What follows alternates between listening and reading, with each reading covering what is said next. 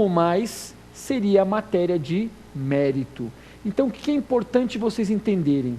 Que seria a condição da ação, o juiz verificar a presença ou a ausência delas até a citação do réu, e após a citação do réu, a matéria seria de mérito.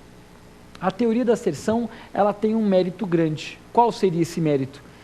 Como é que pode um juiz, depois de uma longa instrução probatória, verificar que a parte é ilegítima e não seria isso o mérito? Vou dar um exemplo para vocês. Imaginem que o menor ingresse com uma ação contra o pai de investigação de paternidade. E após uma longa instrução probatória, percebe-se que o pai não é o pai da criança. Qual seria a resposta depois de 5 anos de processo, 4 anos de processo? Que o réu é parte legítima? Não, é mérito, é improcedência. Ou seja, aquele pai não deve ser condenado, ou condenado é uma palavra muito forte, né? Ele não deve ser decretado como pai daquela criança, porque ele não é o pai. Então, na verdade, isso não seria um caso de ilegitimidade de parte, seria um caso de improcedência. Isso tem alguma repercussão prática? É evidente que isso tem repercussão prática. Basta vocês lembrarem, por exemplo, na situação em que a ilegitimidade de parte como condição da ação não faz coisa julgada material e permite a repropositura da demanda. Agora, se a matéria for de mérito, evidentemente que isso faz coisa julgada material.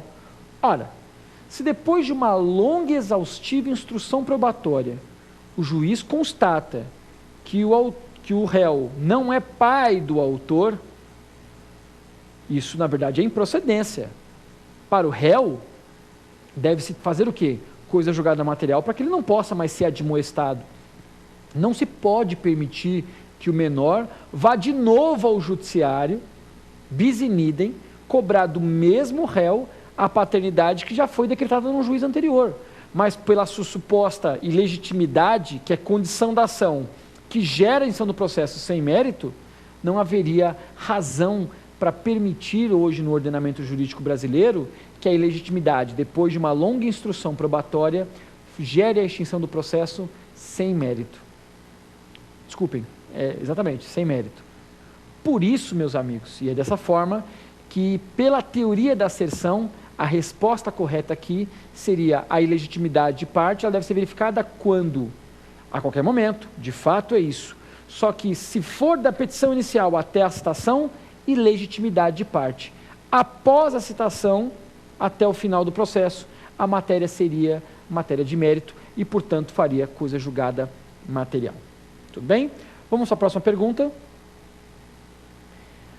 A reconvenção, se o réu quiser ajuizá-la, A, pode ser ajuizada no mesmo momento da contestação. B, deve ser ajuizada no mesmo momento da contestação. C, cuidado com a pegadinha do pode e do deve aqui. C, só pode ser ajuizada se o réu contestar também. D, deve ser deduzida como capítulo da contestação. Muito bem. Vamos então fazer o seguinte, a gente vai fazer o contrário aqui. Eu vou dar a resposta a vocês e vou explicar o porquê que as outras estão erradas. A resposta é simples. À luz do artigo 299 do CPC, contestação e reconvenção devem ser apresentadas no mesmo momento. Então, a alternativa correta nesse caso, o X da questão, é a alternativa B. Mas vamos lê-las agora.